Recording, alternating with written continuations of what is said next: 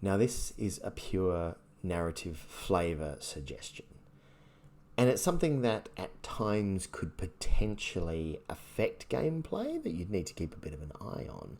But it is really just something to allow players to enjoy their characters a little bit more and give them some toys to play with that isn't going to break the game.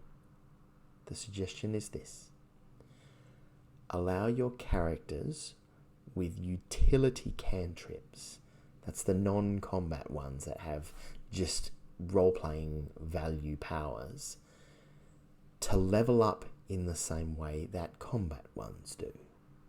Now, what do I mean by that? So I was recently watching an online D&D game at a fairly high level, and there was a bit of an engagement where one of the PCs tried to use a cantrip to do something more than you would expect a cantrip to do, basically trying to use it creatively and give them an advantage in a certain situation. And the DM sort of responded by saying, no, it's just not that powerful, it's just a cantrip. Now, it was perfectly fair. It was perfectly reasonable for them to say that. He is basically letting the cantrip do what it says on the box, and he's using it as it's described in the player's guide. But I was just thinking about it, and that phrase, it's only a cantrip, this is a 9th level spellcaster we're talking about doing this. And while utility cantrips are always described as just having these distinct powers, if you take combat cantrips, they level. As the caster gets more and more powerful, they grow in power quite significantly in some cases. And some of them just have a static effect, like, you give advantage on a certain turn or you lessen a saving throw, and that doesn't change. But the damage levels up as the cantrip gets more powerful. And I was thinking, where are the spells that allow you to do utility cantrip type things on a far more powerful level? So, to give you an example, in Harry Potter, in one of the later movies, there's a scene where Dumbledore, the archmage wizard and principal of the school, goes into a house which is wrecked and demolished and old and covered in dust and dirt and broken things. And when they leave, he just quickly casts a spell that whisks all the broken things back together, and everything assembles back how it was, and everything gets cleaned and all the lights switch on again. And basically he turns this room that looks like it was in a war zone or a fight went on there just into this perfect pristine room, just with a flicker of power. And sure, it's a story and the idea is this is a very high level wizard, but I'm thinking, where do those powers exist in D&D? And they don't really. You get cantrips which have certain discrete abilities, but those basically stay as cantrips. And so you do get that idea of, no, this is only a cantrip, it can only do so much. Mending can only mend a foot. But the combat cantrips level quite hard. So for example, Shocking Grasp.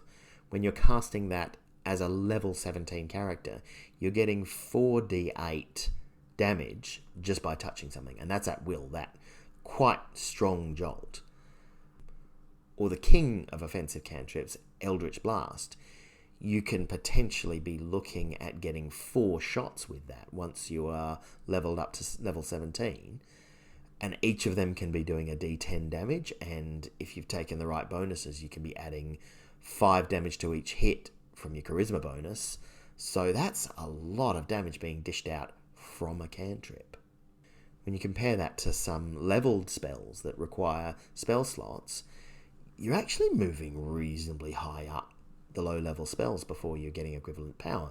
So just to pick an equivalent, if you're looking at 4d8 damage for Shocking Grasp at high levels, a power that allows you to do 4d8 damage at will for a decent block of time in melee would be Shadow Blade, cast at 5th level. So it's a 2nd level spell. If you're 3rd or 4th level, it's doing 3d8 damage, and if you're 5th or 6th level, then it's doing 4d8 damage. That's quite high up the chain to match a cantrip. So my question is, why don't we allow the utility cantrips to gain in power as the character progresses in the same way as their combat cantrips do? So what do I mean by that? What are some examples of what I'm talking about? All right, let me throw a few out. For example, we've got what we just described, mending and the cleaning effect of prestidigitation.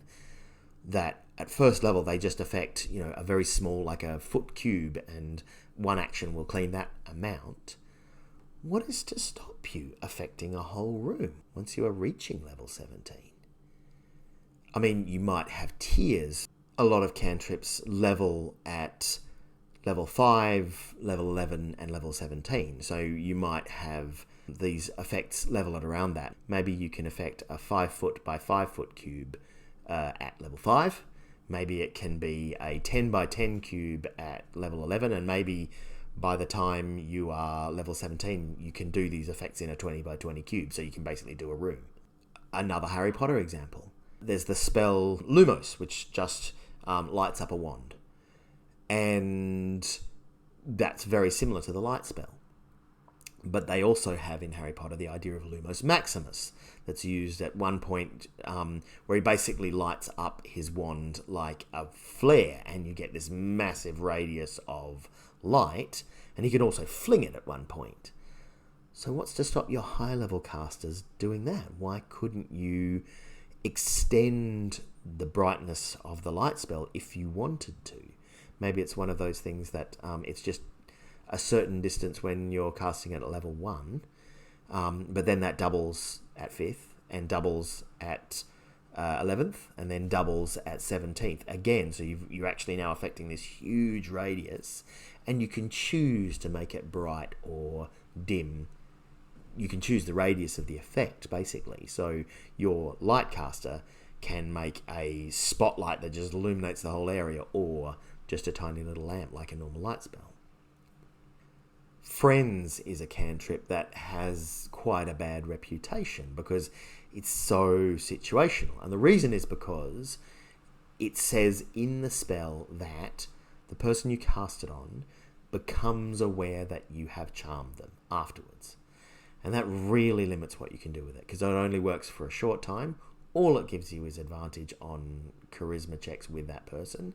And then it comes with this automatic, they're going to be ticked at you afterwards.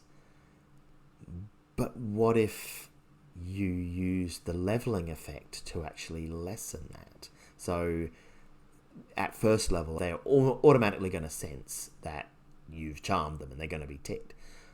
But what if at 5th level, they need a saving throw to recognize that you charmed them? What about if when you get to 11th, they still need a saving throw, but it's with disadvantage because you're getting better at hiding it? And maybe you get to level 17, and at that point the rule is you can use friends and they do not realize. Another couple of examples is Druidcraft and Thaumaturgy, which are spells that you take basically for purely cosmetic effects. One of them just sort of creates plant growth and nice little druidy effects and things like that, and Thaumaturgy just makes your voice boom louder or your eyes colour or can sort of slam windows and things. So these have very little game effects. They're just a for show power, and someone has given up the opportunity to get a cantrip which would level quite significantly to do them. So why not let those level? With Thaumaturgy, maybe once you're getting to higher levels, you aren't just making your eyes change. You can manifest huge bat wings burning with dark flames. Maybe you can turn your volume up so a stadium can hear you. Because this is a caster that can cast 9th level spells. It's not unreasonable that they could just at will make their voice boom over a crowd. Druidcraft, maybe once you're reaching level 17, it's not just a few little flowers here and there. Maybe you can just put your hand down and just grow moss and ivy over everything. You can just turn an entire area almost instantly to be green and lush and just have that sense of nature has come here. Or maybe you can put your finger down into the ground and just grow a tree, basically short-term, right here and now plant growth. You can just manifest a tree. And as a DM, you could choose if that's a tree that's big enough that they would be able to do transport via plants, or if that's a dynamic you want to make a bit more complicated. Because you could just say, it's only a sapling, it's not big enough to do that spell, do any of the transport spells. So yeah, there's just a few examples of how those little utility spells that a player has given up quite powerful options to take, you could say, as a reward for going down that role-playing focused line, I will let this utility just for show narrative power also get more powerful as you grow more powerful, so you can do more with it and more interesting things to reflect where your character is at. Now, it would need to be moderated. There are some cantrips which are surprisingly powerful for their ability. Shape Water is one that you can do a lot with, particularly the freezing effect. That gives you a lot of capabilities. So you might not want to say that they can freeze a 100-foot square, because that has a bit of use, being able to just freeze half a lake at will, or a river. So you might want to do some thinking as the DM when your players are taking utility cantrips. You might need to then kind of say, all right, this is my rule for what this cantrip does when it levels.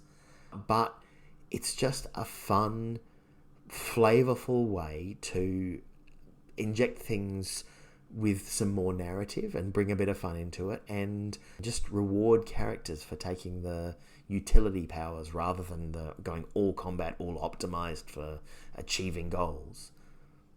Yeah, try it out, see what you think. Let us know in the comments if you think this is a dumb idea, if you think it's highly exploitable, if you think it's great, if you have tried it out and you've seen what it's done, if you have good stories about how it changed a particular play situation. We'd love to hear. So yeah, just let us know in the comments. Thanks for listening.